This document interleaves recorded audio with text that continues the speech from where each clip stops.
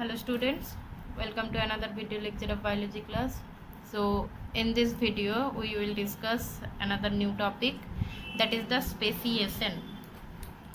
And speciation কাকে বলা হচ্ছে? Speciation, it is the formation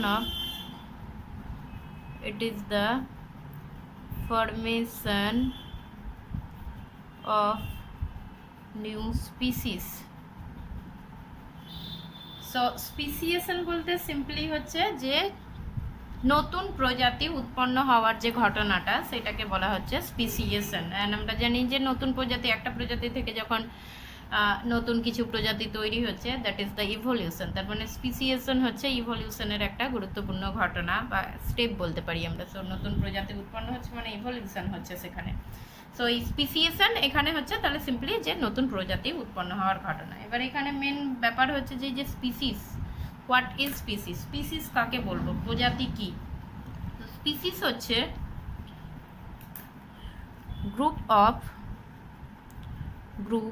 of individuals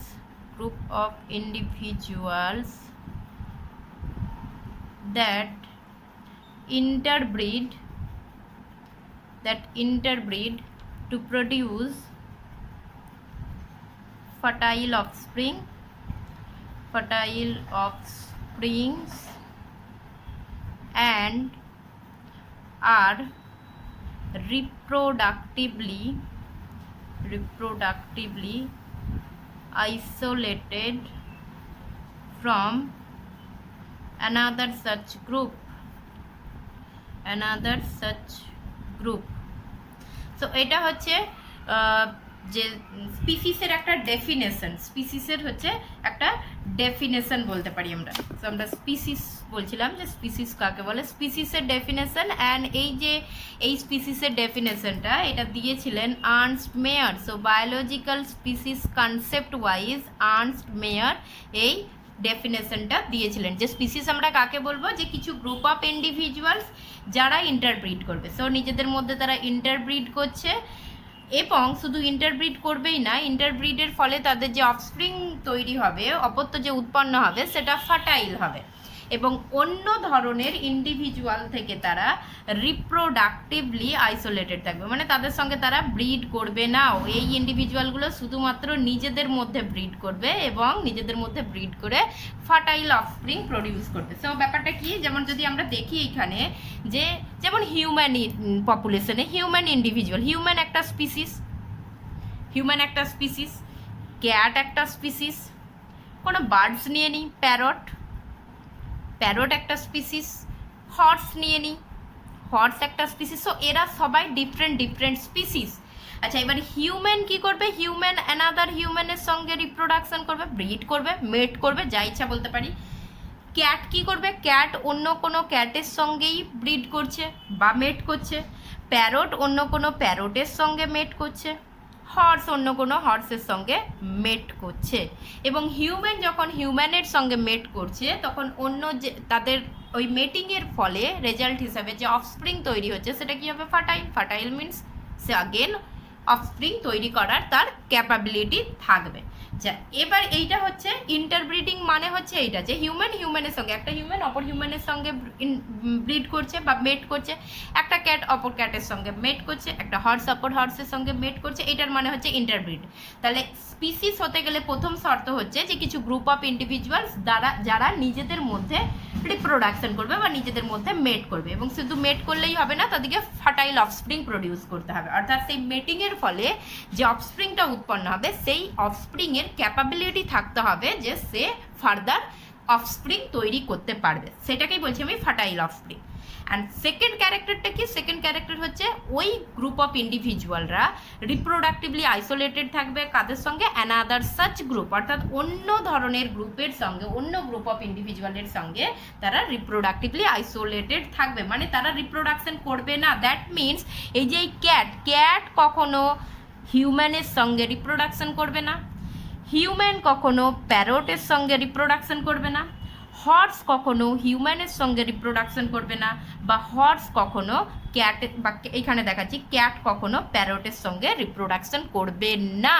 so এই ঘটনাটাই হচ্ছে রিপ্রোডাক্টিভলি আইসোলেশন, মানে এখানে একটা প্রজাতির জীব অপর প্রজাতির জীবের সঙ্গে সব সময় রিপ্রোডাকশন বা মেটিং থেকে বিরত থাকবে, এইটাই হচ্ছে রিপ্রোডাক্টিভ আইসোলেটেড। যদি কোনো হিউম্যান যদি এই ক্যাটের সঙ্গে বা অন্য কোনো প্রজাতি প্যারটের সঙ্গে মেট করতে পারে বা মেট করার তার ক্যাপাবিলিটি থাকে, তার মানে তারা কিন্তু আলাদা আলাদা প্রজাতি বলবো না, অর্থাৎ যারা নিজেদের মধ্যে মেট করতে পারবে তারা অলওয়েজ একটা সিঙ্গেল প্রজাতির মধ্যে থাকবে। এবার আসি আমরা রিপ্রোডাক্টিভ আইসোলেশনের ক্ষেত্রে। সো রিপ্রোডাক্টিভ আইসোলেশন ব্যাপারটা কি তাহলে, অর্থাৎ এখানে আমরা একটু যেটা দেখছি যে রিপ্রোডাক্টিভ আইসোলেশন মানে হচ্ছে যে একটা প্রজাতি অপর প্রজাতির জীবের সঙ্গে রিপ্রোডাকশন বা মেটিং থেকে যে বাধা, সেটাই হচ্ছে reproductive isolation. That is it is the prevention of interbreeding between individuals of two different species।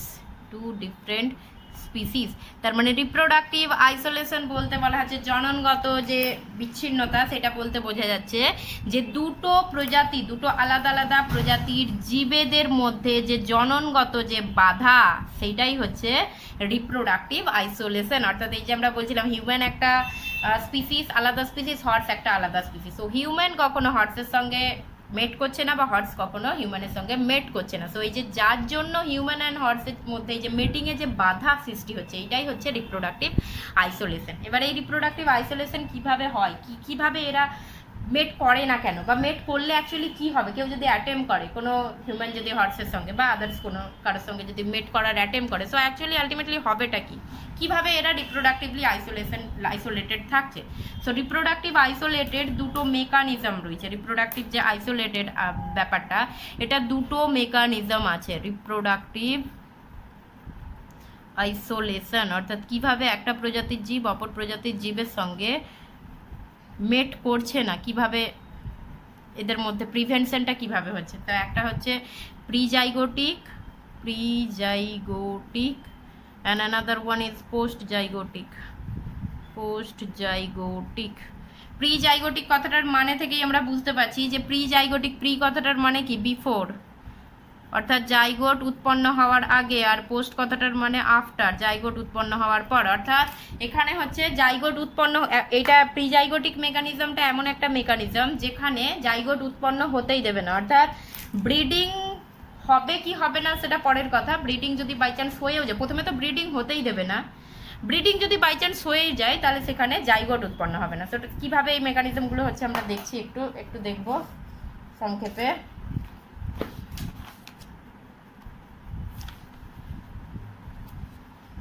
কি হলো রে বাবা।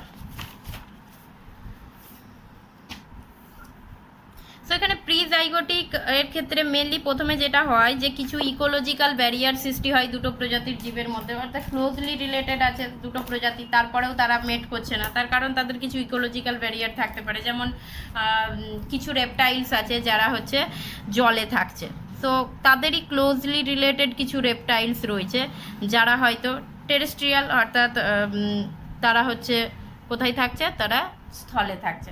তাহলে সেক্ষেত্রে তারা নিজেদের মধ্যে ব্রিড করছে না, তাদের হ্যাবিটেটটা ডিফারেন্ট হচ্ছে, অর্থাৎ কেউ জলে বাস করছে কেউ স্থলে বসবাস করছে, তাহলে সেই জন্য তাদের মধ্যে ব্রিড হবে না, অর্থাৎ যে যার নিজের হ্যাবিটেটের ইয়ের সঙ্গে ইন্ডিভিজুয়ালের সঙ্গেই ব্রিড করবে। সেখানে ইকোলজিক্যাল একটা ব্যারিয়ার থাকতে পারে, কারণ ব্রিড হচ্ছেই না মানে জাইগোট ফর্মেশন হচ্ছে না, সেখানে একটা প্রিজাইগোটিক ব্যারিয়ারের মধ্যে এটা আসছে।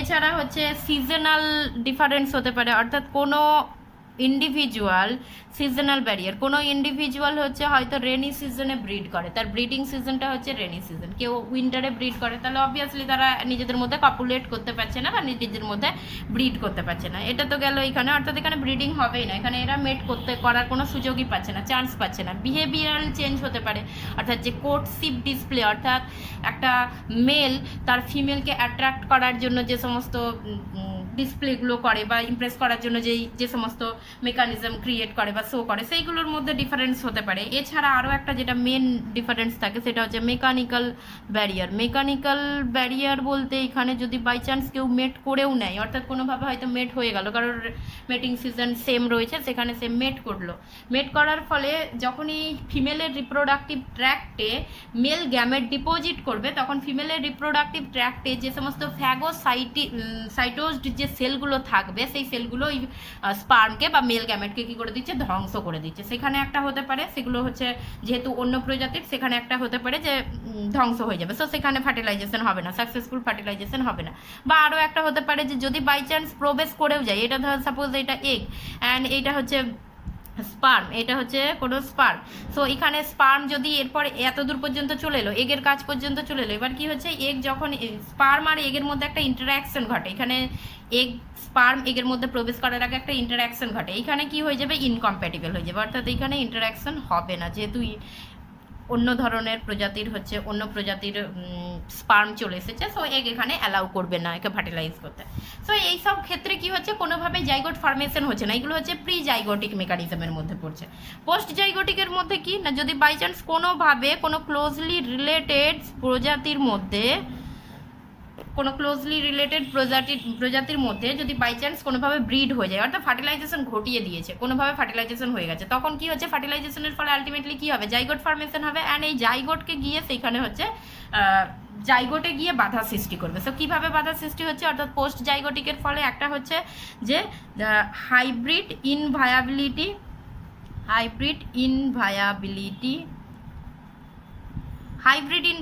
মানে কি, যখন দুটো ডিফারেন্ট স্পিসিসের মধ্যে যখন মেট হচ্ছে, ডিফারেন্ট স্পিসিসের মেটিংয়ের ফলে যে জাইগোটটা তৈরি হবে সেই জাইগোটটাকে আমরা কি বলবো, হাইব্রিড জাইগোট বলবো, এটা হচ্ছে হাইব্রিড।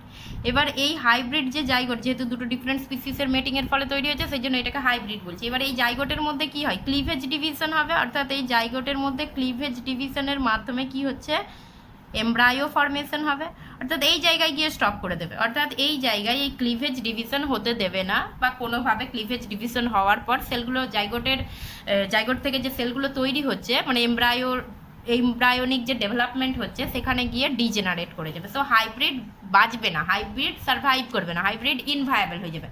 কোনোভাবে যদি বন্ড করে যায়, এই জাইগোট হয়তো ডিভিশন করে ডেভেলপ হয়ে এমব্রায়ো তৈরি করে দিল, দিয়ে হচ্ছে কোনোভাবে যদি অফস্প্রিং বন্ড করে যায়, তাহলে অফস্প্রিং কিন্তু বন্ড হওয়ার পর মারা যেতে পারে। একটা এটা হতে পারে হাইব্রিড ইনভায়াবিলিটি। আর 2 নম্বর পোস্ট জাইগোটিকের ক্ষেত্রে আর একটা হতে পারে হাইব্রিড স্টেরিলিটিটা কি না, এক্ষেত্রে হাইব্রিড অফস্প্রিং বন্ড করে যাওয়ার পর সে সার্ভাইভ করে সে তার রিপ্রোডাক্টিভ এজ পর্যন্ত পৌঁছচ্ছে, কিন্তু সে রিপ্রোডাকশনে অক্ষম, সো ইনকেপেবল অফ রিপ্রোডাকশন, অর্থাৎ সে ফার্দার কোনো অফস্প্রিং প্রডিউস করতে পারবে না। সো সেটাকে বলছি আমরা হাইব্রিড স্টেরিলিটি। এই কেসটা দেখা যায় একটা হচ্ছে মিউলের ক্ষেত্রে দেখা যায়, যেমন হচ্ছে এখানে হচ্ছে যদি মেল ডাঙ্কি সঙ্গে মেট হচ্ছে ফিমেল হর্স আর ডাঙ্কি কিন্তু ক্লোজলি রিলেটেড স্পিসিস, দুটো আলাদা আলাদা প্রজাতি কিন্তু ক্লোজলি রিলেটেড তারা। সো মেল ডাঙ্কির সঙ্গে যখন ফিমেল হর্সের মেট হচ্ছে, এদের ফলে যে অফস্প্রিংটা তৈরি হয় সেই অফস্প্রিংয়ের নাম হচ্ছে মিউল, অ্যান্ড মিউল হচ্ছে কিন্তু স্টেরাইল, মিউল কিন্তু সার্ভাইভ করে, এখানে কিন্তু এদের মিউল উৎপন্নও হচ্ছে এবং মিউল হচ্ছে সার্ভাইভ করে রিপ্রোডাক্টিভ এজ পর্যন্ত পৌঁছচ্ছে, কিন্তু তারপর এ কিন্তু ফার্দার আর কোনো অফস্প্রিং দিতে পারবে না। উল্টো কেসটা এইরকম হচ্ছে, অর্থাৎ যদি ফিমেল ডাঙ্কি নেওয়া হয়, ফিমেল ডাঙ্কি তার সঙ্গে মেট হচ্ছে মেল হর্স, সো মেল হর্সকে স্ট্যালিয়ন বলা হয় আর ফিমেল হর্সকে মেয়ার বলা হয়। তো ফিমেল ডাঙ্কি নেওয়া হলো আর মেল হর্সের এদের মেটিংয়ের ফলে যে অফস্প্রিং তৈরি হবে, হাইব্রিড অফস্প্রিং তৈরি হবে, সেটাকে বলা হয় হিনি, অ্যান্ড হিনিও ফার্দার কিন্তু স্টেরাইল হচ্ছে। সো হিনি অ্যান্ড মিউল এগুলো স্টেরাইল হচ্ছে। আচ্ছা, এইখানে এটা পসিবল, এখানে হাইব্রিড উৎপন্ন হচ্ছে এবং বেঁচেও থাকছে, বাট এরা ফার্দার অফস্প্রিং তৈরি করতে পারবে না। সো হাইব্রিড স্টেরিলিটি বলছি এই ব্যাপারটাকে, যদিও এটা মনে রাখতে হবে এরা কিন্তু ন্যাচারালি ব্রিড করে না। যদি এদিকে ক্যাপটিভিটিতে নেওয়া হয়, ডাঙ্কি আর হর্সকে যদি ক্যাপটিভিটিতে নেওয়া হয়, তখনই শুধুমাত্র এরা এদের ন্যাচারাল পার্টনারের অভাবে একে অপরের সঙ্গে ব্রিড করে এবং এদের ব্রিড কিন্তু সাকসেসফুল হয়, অর্থাৎ এদের প্রিজাইগোটিক কিছু ব্যারিয়ার দেখা যায় না, এরা ব্রিড করে একটা ভায়াবেল অফস্প্রিং প্রডিউস করতে পারে। বাট অফস্প্রিং কিন্তু ফার্দার আর যেহেতু ক্রোমোজোমের সংখ্যার তারতম্য হতে পারে, ক্রোমোজোমের হচ্ছে ডিফারেন্সের জন্য এরা ফার্দার আর কিন্তু ইয়ে করতে পারে না, অফস্প্রিং প্রডিউস করতে পারে না, দ্যাট মিনস স্টেরাইল হয়ে যায়। সো এইগুলো হচ্ছে রিপ্রোডাক্টিভ আইসোলেশনের বিভিন্ন মেকানিজম। তাহলে এখান থেকে আমরা কি বুঝতে পারলাম যে অ্যাকচুয়ালি স্পিসিস তৈরি হতে গেলে অবশ্যই রিপ্রোডাক্টিভলি আইসোলেটেড হতে হবে, অর্থাৎ দুটো প্রজাতির মেম্বার দিকে অবশ্যই রিপ্রোডাক্টিভলি আইসোলেটেড হতে হবে, অর্থাৎ দুটো প্রজাতির মেম্বার কিন্তু কখনোই ইন্ডিভিজুয়ালগুলো কখনোই কিন্তু ব্রিড করবে না, বা ব্রিড যদি করতেও পারে তাহলে তারা কিন্তু ফার্টাইল অফস্প্রিং প্রডিউস করবে না। সো তাহলেই আমরা দুটো ইন্ডিভিজুয়ালকে বলতে পারি যে তারা আলাদা আলাদা প্রজাতি আছে। এবার আমরা আসি স্পিসিয়েশন। স্পিসিয়েশন আমরা বলেছিলাম আমাদের আজকের টপিকটাই আছে স্পিসিয়েশন। সো স্পিসিয়েশনে দুভাগে ভাগ করা হয় মেনলি, আছে আরও অনেকগুলো ভাগ আছে, বাট মেনলি দুটো ভাগে ভাগ করা হয় স্পেসিয়েশনকে। একটা হচ্ছে অ্যালোপ্যাট্রিক স্পেসিয়েশন, আর একটা হচ্ছে সিম্প্যাট্রিক স্পেসিয়েশন। তো কাকে বলবো অ্যালোপ্যাট্রিক স্পেসিয়েশন অ্যান্ড সিম্প্যাট্রিক স্পেসিয়েশন কাকে বলবো? সাপোজ এখানে একটা আমি ল্যান্ড দেখাচ্ছি, সো অ্যালোপ্যাট্রিক বলছি আমি প্রথমে। সো এটা একটা ল্যান্ড আছে, সো এই একটা ল্যান্ড আছে, এই ল্যান্ডে কোনো ইন্ডিভিজুয়াল রয়েছে, যে ইন্ডিভিজুয়ালগুলো কোনো একটা প্রজাতি রয়েছে, যে প্রজাতিগুলো হচ্ছে এ প্রজাতি, এ স্পিসিস। সো এইগুলো হচ্ছে এ স্পিসিস। সো এই স্থানটাই এ প্রজাতির কিছু ইন্ডিভিজুয়াল রয়েছে। বাট কোনো কারণে কোনো সময় অনেক বছর আগে যদি এই জায়গা থেকে, সাপোজ এই জায়গা থেকে ভলক্যানিক ইরাপশনের ফলে এই জায়গায় কোনো পর্বত সৃষ্টি হয়ে গেল, অর্থাৎ এই জায়গাটায় পর্বত সৃষ্টি হয়ে গেছে, তাহলে পর্বত সৃষ্টি হয়ে গেলে এখানে ফার্দার কি হবে, দুটো ল্যান্ড মাস তৈরি করে দেবে, অর্থাৎ এই পোর্শনটা একটা ল্যান্ড মাস হয়ে গেল, এই পোর্শনটা এখানে এই ইন্ডিভিজুয়ালগুলো যেমন রইল, অ্যান্ড এই জায়গাটায় পর্বত সৃষ্টি হয়ে গেছে। সো এই পোর্শনটা এরকম বড় একটা পর্বত সৃষ্টি হয়ে গেছে, এই পোর্শনটা। সো এই পোর্শনটা এরকম বড় পর্বত সৃষ্টি হয়ে যেতে এই পোর্শনটা এইদিকে চলে আসছে, অর্থাৎ একটা ল্যান্ডকেই দুটো ভাগে ভাগ করে দিল, অ্যান্ড এই জায়গায় আগেন একটা ল্যান্ড মাস তৈরি হয়ে গেল, অ্যান্ড হচ্ছে এই জায়গায়ও ইন্ডিভিজুয়াল কিছু রয়ে গেল। তো এখানে কি হচ্ছে, একটা ফিজিক্যাল ব্যারিয়ার সৃষ্টি হয়ে গেছে। এই যে এইটা হচ্ছে একটা ফিজিক্যাল ব্যারিয়ার, অর্থাৎ এদের মধ্যে একটা ব্যারিয়ার ক্রিয়েট হয়ে গেছে, অর্থাৎ এরা কিন্তু একই ইন্ডিভিজুয়াল, একই প্রজাতির অন্তর্গত ইন্ডিভিজুয়াল। এবার এই একই প্রজাতির অন্তর্গত ইন্ডিভিজুয়ালগুলো একটা ফিজিক্যাল ব্যারিয়ার, যেখানে এটাকে ফিজিক্যাল ব্যারিয়ারটাকে আমি মাউন্টেন ধরেছি আপাতত, মাউন্টেন ছাড়া এটা যে কোনো হতে পারে, মাউন্টেন হতে পারে, কোনো রিভার হতে পারে, কোনো ভ্যালি হতে পারে, কোনো আইল্যান্ড হতে পারে, যে কোনো হতে পারে। সো ফিজিক্যাল ব্যারিয়ারটা যে কোনো হতে পারে, অর্থাৎ একটাই মেনল্যান্ড ছিল, সেই মেনল্যান্ডে একই প্রজাতির অন্তর্গত ইন্ডিভিজুয়াল ছিল। কোনো এক সময়ে এই একটা মেনল্যান্ড কোনো ফিজিক্যাল ব্যারিয়ার দ্বারা দুটো ল্যান্ডে ভাগ হয়ে গেল এবং দুটো ল্যান্ডেই ওই ইন্ডিভিজুয়ালগুলো ছড়িয়ে পড়লো। এর ফলে কি হচ্ছে না, এরপর অনেক বছর ধরে এখানে কি হবে না, এই জায়গায় দুটো জায়গায়, এই জায়গায় যেহেতু এইটা তো মেন জায়গাতেই রয়েছে, এই ল্যান্ডটা পৃথক হয়ে গেছে, ফলে এই জায়গায় কি হচ্ছে, অনেক বছর ধরে এখানে বিভিন্ন ইভলিউশনারি ফোর্স কাজ করতে পারে। সেটা ইভলিউশনারি ফোর্স হিসাবে কি আসছে, ইভলিউশনারি ফোর্স কাজ করবে। ইভলিউশনারি ফোর্স হিসাবে কি কাজ করতে পারে, এই জায়গায় মিউটেশন ঘটতে পারে, এই পপুলেশনে মিউটেশন ঘটতে পারে, জেনেটিক ড্রিফট ঘটতে পারে। মোর ওভার এই নতুন এনভায়রনমেন্টে আসার জন্য এখানে ন্যাচারাল সিলেকশন ঘটতে পারে এবং এদের মধ্যে বিভিন্ন ধরনের, এই ইন্ডিভিজুয়ালগুলোর মধ্যে বিভিন্ন ধরনের কি হতে পারে, অ্যাডাপ্টেশন ঘটতে পারে। সো এইরকম কয়েকশো হাজার বছর ধরে, অর্থাৎ many years after many years. আচ্ছা, মেনি ইয়ার্স মানে এখানে 2-3 বছরের কথা কিন্তু বলা হচ্ছে না, কয়েকশো হাজার বছর হতে পারে। সো এইরকম কয়েকশো হাজার বছর ধরে এই পপুলেশনে বিভিন্ন ইভলিউশনারি ফোর্স কাজ করার ফলে, অর্থাৎ mutation, genetic drift, natural selection, other environment অনুযায়ী এই ইন্ডিভিজুয়ালগুলোর মধ্যে বিভিন্ন রকমের অ্যাডাপ্টেশন ঘটার ফলে এই ইন্ডিভিজুয়ালগুলোর কী হবে, জিন পুলে চেঞ্জ ঘটবে।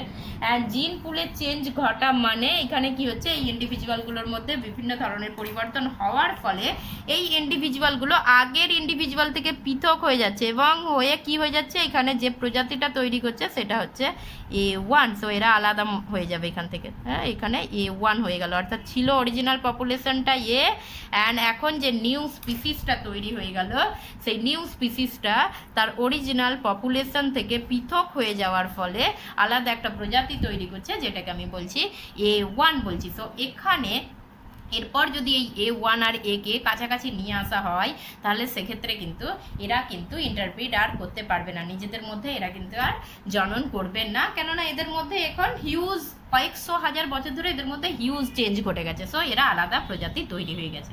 তো আমি আবার একবার বলছি, এখানে সিম্পল একটা ল্যান্ড মাস ছিল, এই ল্যান্ড মাসের মধ্যে কিছু একটা প্রজাতির অন্তর্গত জীবেরা ছিল। কোনো এক সময়ে এই ল্যান্ড মাসটা কী হয়ে যাচ্ছে, দুটো খণ্ডে ভাগ হয়ে যাচ্ছে। কিসের জন্য না, একটা ফিজিক্যাল ব্যারিয়ার দ্বারা। আচ্ছা, এবারে এখানে মনে রাখতে হবে ফিজিক্যাল ব্যারিয়ারটা যে কোনো হতে পারে, কোনো এখানে পাহাড় সৃষ্টি হয়ে যেতে পারে, কোনো রিভার হয়ে যেতে পারে, ভ্যালি হয়ে যেতে পারে, আইল্যান্ড হয়ে যেতে পারে, যে কোনো হতে পারে। এখানে যেমন আমি বলছি পাহাড় সৃষ্টি হয়ে গেছে, তো এই জায়গায় পাহাড় সৃষ্টি হয়ে যাওয়ার পরে দুটো ল্যান্ডে ভাগ হয়ে গেছে, কিছু ইন্ডিভিজুয়াল এখানে রয়ে গেছে, কিছু ইন্ডিভিজুয়াল এখানে রয়ে গেছে। আচ্ছা, এবারে এই ইন্ডিভিজুয়ালগুলো নিজেদের মধ্যে রিপ্রোডাকশন করবে, এই ইন্ডিভিজুয়ালগুলো নিজেদের মধ্যে মেট করবে। সো অবভিয়াসলি এরা তো আর এই পাহাড় টোপকে এখানে এসে মেট করবে না, আর এরাও এই পাহাড় টোপকে ওখানে গিয়ে মেট করবে না। সো এরা এই ইন্ডিভিজুয়ালগুলোর সঙ্গে মেট করতে থাকবে, এরা এই ইন্ডিভিজুয়ালগুলোর সঙ্গে মেট করতে থাকবে।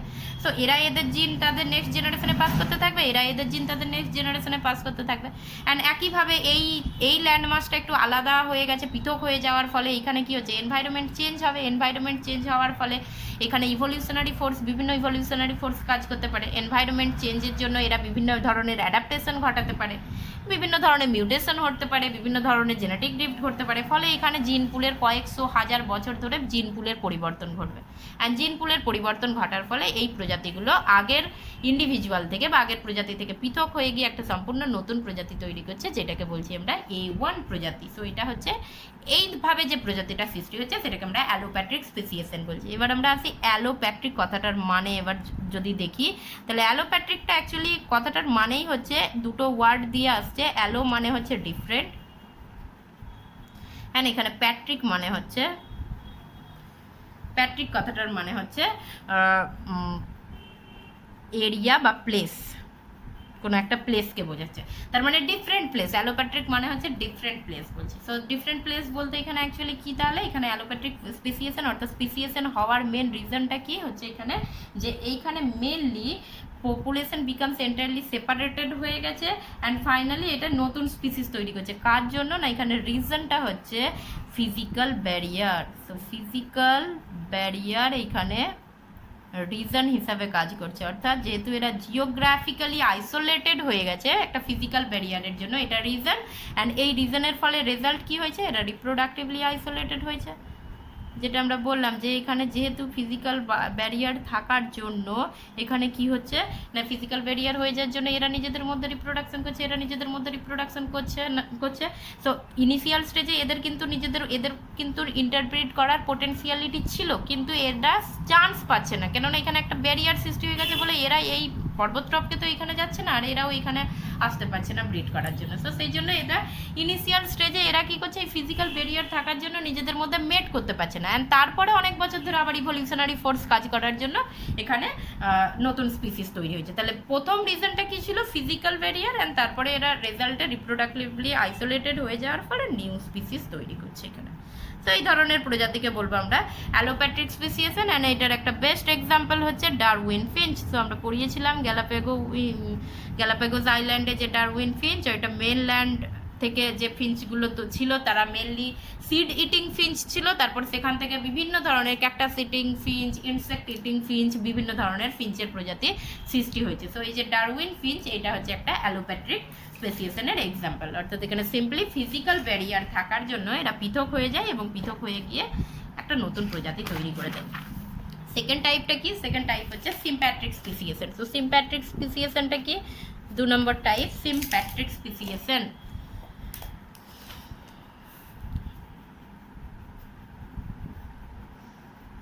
সিম্প্যাট্রিক speciation and sympatric speciation, sym কথাটার মানেই হচ্ছে সেম, অ্যান্ড প্যাট্রিক মানেই তো বললাম যে প্লেস, সিম কথাটার মানে সেম। তার মানে এইখানে ওখানে যেমন কি হচ্ছিল, দুটো ডিফারেন্ট প্লেস তৈরি হয়ে গেছিলো, দুটো ডিফারেন্ট ল্যান্ড তৈরি হয়ে গেছিলো এবং ইন্ডিভিজুয়ালরা জিওগ্রাফিক্যালি আইসোলেটেড হয়ে গেছিলো। এখানে কিন্তু যে পপুলেশনটা সৃষ্টি হবে সেটা কিন্তু সেম পপুলেশনেই সৃষ্টি হবে। এখানে সিম্প্যাট্রিকের ক্ষেত্রে এখানে স্পেসিয়েশন অকার হবে এখানে সেম প্লেসের মধ্যে। So species evolve, new species করে দিই এখানে, new species evolve in same place, অর্থাৎ একই প্লেসে তার প্যারেন্টাল পপুলেশন থেকে একটা নতুন প্রজাতি ইভলভ করবে। আচ্ছা কীভাবে হচ্ছে এটা আমরা একটু একটা এক্সাম্পল দিয়ে বলি। সো এখানে এক্সাম্পলটা হচ্ছে যে নর্থ ইস্ট আমেরিকা, এইখানে এক ধরনের গাছ ছিল যেটা হচ্ছে hawthorn tree. So hawthorn tree, এবং এই হথর্ন ট্রির যদি আমরা একটা ফ্রুট দেখাই, সো হথর্ন ট্রির, suppose this is the hawthorn ট্রির ফ্রুট। সো এটা হচ্ছে ফ্রুট, হথর্ন ট্রির ফ্রুট, যদিও ফ্রুটের মতো লাগছে না দেখতে, ধরে নেওয়া হোক এটাই হথর্ন ট্রির ফ্রুট। অ্যান্ড এই ফ্রুটের মধ্যে কি হতো, এটা ফ্রুট লিখে দিই, নাহলে তো বোঝাই যাচ্ছে না যেটা ফ্রুট আছে, যাই হোক এটা হচ্ছে ফ্রুট। সো এই ফ্রুটের মধ্যে কিছু ফ্লাই থাকতো, ম্যাগট ফ্লাই বলা হচ্ছে, কিছু লোকাল ফ্লাই ছিল ম্যাগট ফ্লাই। এই ফ্লাইগুলো ম্যাগট ফ্লাইস, এই ফ্লাইসগুলো এই ফ্রুটটাকে কি করতো, ফিড করতো, অ্যান্ড এই ফ্রুটের মধ্যেই তাদের এগ লে করতো। সো ফিড অ্যান্ড লে দেয়ার এগ। সো এতক্ষণ পর্যন্ত আমি কি বললাম, যে নর্থ ইস্ট আমেরিকায় একটা গাছ ছিল যেটার নাম হচ্ছে হথর্ন ট্রি, অ্যান্ড এই হথর্ন ট্রির যে ফ্রুট থাকতো সেই ফ্রুটের মধ্যে ওখানে কিছু লোকাল ফ্লাই দেখা যেত, যেটাকে ম্যাগট ফ্লাই বলছি আমরা। সেই ম্যাগট ফ্লাই এই ফ্রুটটাকে, হথর্ন ট্রির ফ্রুটটাকে ফিড করতো, অ্যান্ড এই ট্রির কি বললাম, এই ফ্রুট, হ্যাঁ এই ফ্রুটের মধ্যেই এগটা লে করতো, মানে রিপ্রোডাকশন করতো। তার মানে অ্যাকচুয়ালি এদের এখানে ট্রপিক মানে নিচটাই ছিল এই হথর্ন ফ্রুট, অর্থাৎ এখানেই এরা খাদ্যও পাচ্ছে এবং এখানেই এরা বাসস্থানও পাচ্ছে। তো এটা হচ্ছে এদের নিচ বলতে পারি আমরা। যে এবার কিছু সময় পর, অনেক বছর আগের কথা বলছি, 200 থেকে 250 বছর আগে এখানে এই জায়গায়, নর্থ ইস্ট আমেরিকার এই জায়গায় অ্যাপেল ট্রি ইন্ট্রোডিউস করা হয়। আগে ছিল না। সো ইন্ট্রোডিউস অ্যাপেল ট্রি, আগে ছিল না, আগে কোনো ইন্ট্রোডিউস অ্যাপেল ট্রি, আগে কোনো অ্যাপেল ট্রি ছিল না, এখানে অ্যাপেল ট্রি ইন্ট্রোডিউস করে দেওয়া হয়। সো অ্যাপেল ট্রি যখনই ইন্ট্রোডিউস করা হয়, তার মানে এখানে এবার নতুন কি হচ্ছে, অ্যাপেল ফ্রুট, অ্যাপেল গাছে কি হবে, অ্যাপেল ফ্রুট হবে। So this is Apple. So এটা অ্যাপেল ফ্রুট হচ্ছে। এবার কিছু ফ্লাই কি করলো এখান থেকে, যেহেতু এখানে কম্পিটিশন বেশি, হথর্ন ট্রিতে সমস্ত ফ্লাইরা এখানে হথর্ন ট্রির এগ ফিড করছে, সরি ফ্রুট ফিড করছে এবং এখানে এগ লে করছে। সো যেহেতু এদের কম্পিটিশন বেশি, এরা কি করলো, কিছু ফ্লাই, সাম ফ্লাইজ, সব কিন্তু নয়, কিছু ফ্লাই, দেন টোটালি তাদের নিজস্ব চয়েসের উপর ডিপেন্ড করছে। এখানে কে গেছে কে যায়নি সেটা টোটালটা নিজের চয়েসের উপর ডিপেন্ড করছে। সো সাম ফ্লাইজ এইখানে কি করলো, এই জায়গায় এলো, অ্যাপেল ট্রিতে এলো, অ্যান্ড অ্যাপেল ট্রিতে এসে এখানে অ্যাপেল ফিড করতে লাগলো, অ্যান্ড অ্যাপেল ফিড করে কি দেখলো, অ্যাপেল ফিড করে এদের টেস্ট লাগলো, অ্যান্ড তখন কি করলো, এরা কি করলো, এই ফ্লাইগুলো কি হলো, এই অ্যাপেল ট্রিতেই থেকে গেল এবং এই অ্যাপেলকে ফিড করতে রইলো, অ্যান্ড এইখানেই হচ্ছে এগ লে করতে থাকলো, অ্যান্ড লেস দেয়ার এগস, ঠিক আছে। সো এখানেই তারা এগ লে করতে লাগলো। অর্থাৎ প্রথমে কি ছিল, প্রথমে এখানে হথর্ন ট্রি ছিল, এক ধরনের ফ্লাই যেটাকে ম্যাগট ফ্লাই বলছি, তারা এই হথর্ন ট্রির ফ্রুটটাকে ফিড করছিল, অ্যান্ড ওখানেই তাদের ডিম বা এগ লে করছিল। প্রায় 200 থেকে 250 বছর আগে ওই জায়গায় অ্যাপেল ট্রিকে ইন্ট্রোডিউস করা হলো। অ্যাপেল ট্রি ইন্ট্রোডিউস করার ফলে কিছু ফ্রুট জাস্ট ট্রাই করার জন্য, যে দেখি নতুন কিছু ফ্রুট এসেছে, দেখি নতুন কিছু খাবার জোগান কেমন হয়। সো কিছু ফ্লাইস কি হলো, এখান থেকে উড়ে গিয়ে, মানে এইটা কিন্তু এটা মনে রাখতে হবে, যেটা মেন ইম্পর্টেন্ট জিনিস, এটা মনে রাখতে হবে, এটা সেম প্লেসেই ঘটছে। সো এইটা প্লেস, সেম প্লেস, এইটা ভুলে গেলে চলবে না। সো এইটা হচ্ছে সেম প্লেসেই, সে যেখানে হথর্ন ট্রি আছে ওই পাশেই অ্যাপেল ট্রি। সো কিছু ফ্লাই এখান থেকে উড়ে গিয়ে এই জায়গায় অ্যাপেল ট্রিতে ফিড করতে লাগলো, অ্যান্ড অ্যাপেল ট্রি ফিড করে এখানেই এগ লে করতে লাগলো। এরপর কি হচ্ছে না, এরা এখানে এগ লে করছে, তার মানে এরপর কি হচ্ছে যে অফস্প্রিংগুলো তৈরি হবে, অ্যান্ড এদের এখানে অফস্প্রিং তৈরি হবে। এরা কি করলো, ইনিশিয়ালি নিজেদের মধ্যে ব্রিড করতে লাগলো। সো মেটিং এইখানেই কমপ্লিট করছে, আর এরা এদের এইখানেই মেটিং কমপ্লিট করছে। সো ইনিশিয়ালি কোনো রিজন নাই, জাস্ট ফুড হ্যাবিটটা চেঞ্জ হওয়ার জন্য, food habit and shelter change হওয়ার জন্য এই অ্যাপেল ট্রিতে যে সমস্ত ফ্রুট ম্যাগট ফ্লাইগুলো অ্যাপেল ফ্রুটটাকে ফিড করছে, তারা সেইখানেই ব্রিড করতে রইলো বা মেট করতে রইলো সেই ইন্ডিভিজুয়ালগুলোর সঙ্গেই, আর এরা এই ইন্ডিভিজুয়ালগুলোর সঙ্গেই মেট করতে রইলো।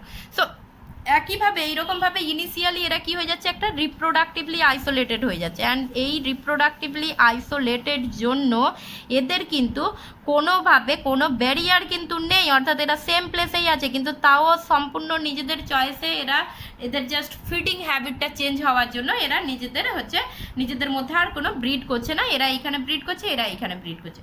সো এরকম কয়েকশো বছর পর আস্তে আস্তে দেখা যাবে কি না, এখান থেকে একটা নতুন প্রজাতি তৈরি হচ্ছে, যেই প্রজাতিটাকে বলা হচ্ছে অ্যাপেল ম্যাগট ফ্লাই বলা হচ্ছে। সো এখানে নতুন প্রজাতিটাকে বলা হচ্ছে অ্যাপেল ম্যাগট ফ্লাই বলা হচ্ছে। এখানে ফিডিং হ্যাবিটটা চেঞ্জ হওয়ার জন্য এদের কিন্তু ব্রিডিং হ্যাবিটটাও চেঞ্জ হয়ে যাবে। কেন চেঞ্জ হবে না, পরে আস্তে আস্তে কি হচ্ছে, এই ফ্রুট আর এই ফ্রুটের হচ্ছে যে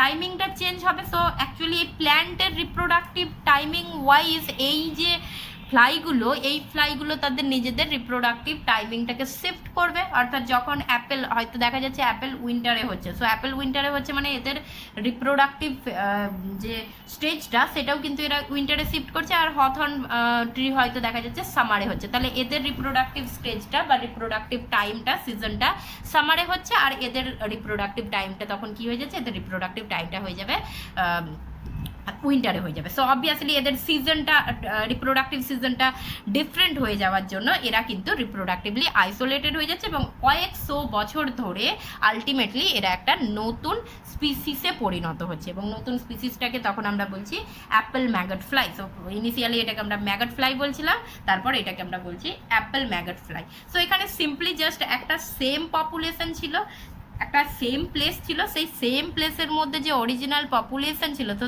ধরা যাক এইরকম এইগুলো ম্যাগট ফ্লাইগুলোকে আমি দিয়ে ধরছি। সো এইগুলো ধরা যাক এইটা পপুলেশন ছিল অ্যান্ড তারপর আলটিমেটলি এখান থেকে নতুন যে পপুলেশনটা ইভলভ হলো, ডায়াগ্রামেটিক্যালি যদি আমরা দেখাই তাহলে নতুন পপুলেশন যেটা ইভলভ হচ্ছে সেটা কিন্তু এই রকম হবে। অর্থাৎ নতুন পপুলেশন সেম প্লেসেই A1 ধরে নিলাম এটা, আর এইগুলো হচ্ছে অর্থাৎ অরিজিনাল পপুলেশনও এখানেই রয়েছে, আর তার পার্ট হিসাবেই নতুন পপুলেশন বা নতুন স্পিসিস সৃষ্টি হয়েছে, এবং সেইগুলো ওই সেম প্লেসেই থাকছে, তাদের অরিজিনাল বা প্যারেন্টাল পপুলেশনের সঙ্গেই ওখানেই থাকছে, কিন্তু তারা রিপ্রোডাক্টিভলি আইসোলেটেড হয়ে গেছে। আচ্ছা, রিপ্রোডাক্টিভলি আইসোলেটেড হয়ে যাওয়ার কারণটা এখানে কিন্তু যে কোনো কারণ হতে পারে। এইখানে যেমন আমরা যেটা দেখাচ্ছিলাম যে এখানে কারণটা হয়েছে কি, এই এক্সাম্পলে কারণটা হচ্ছে যে এদের ট্রপিক নিচটা চেঞ্জ হয়ে গেছে, অর্থাৎ ফুড হ্যাবিটটা এরা চেঞ্জ করার ফলে এদের ব্রিডিং হ্যাবিটটাও আস্তে আস্তে চেঞ্জ হয়ে যাচ্ছে।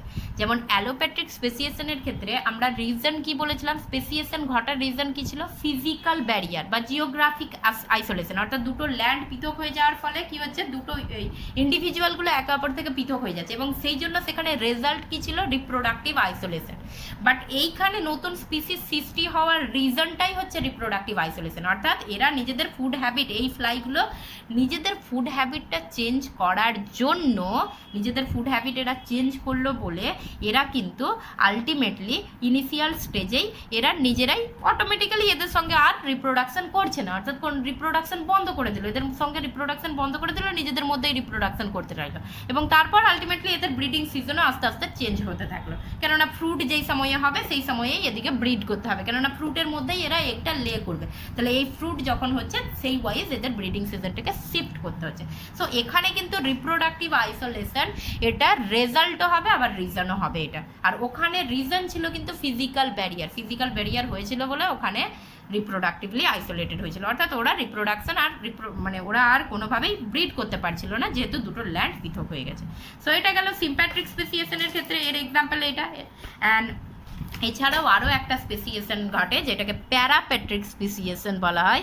অ্যান্ড প্যারাপেট্রিক স্পেসিয়েশনটা মেনলি হচ্ছে কোনো এনভায়রনমেন্টাল ফ্যাক্টরের ফলে ঘটে। মেনলি এখানে অ্যাকচুয়ালি মনে রাখতে হবে যে কোনো এখানে রিজন হচ্ছে কোনো পলিউশনের ফলে, পলিউশন বা কোনো এনভায়রনমেন্টাল ফ্যাক্টরের ফলে এখানে স্পেসিয়েশন ঘটে, এনভায়রনমেন্টাল ফ্যাক্টর এর ফলে স্পেসিয়েশন ঘটে। অ্যান্ড প্যারা মানে অ্যাডজাসেন্ট, অর্থাৎ যেখানে এরকম অরিজিনাল পপুলেশন থাকবে অ্যান্ড অরিজিনাল পপুলেশনের পাশে একটা পপুলেশন বা একটা প্রজাতি তৈরি হবে। সো এটা প্যারা মিনস হচ্ছে, প্যারা মিনস অ্যাডজাসেন্ট, অ্যাডজাসেন্ট। সো যেখানে এটা হচ্ছে original population, so this one A and this one A one, অর্থাৎ আলাদা এদের পাশে একটা প্রজাতি বা স্পিসিস সৃষ্টি হচ্ছে, অরিজিনাল পপুলেশনের পাশে একটা পপুলেশন বা স্পিসিস সৃষ্টি হচ্ছে, এবং সেই সৃষ্টিটা মেনলি কোনো পলিউশন বা এনভায়রনমেন্টাল ফ্যাক্টরের ফলে ঘটে থাকে। সো সেটাকে আমরা বলবো parapatric speciation. So this is all about the speciation. And আমাদের ইভলিউশনের আর লাস্ট একটা টপিকই বাকি আছে, that is the human evolution, যেটা আমরা নেক্সট ক্লাসে ডিসকাস করবো।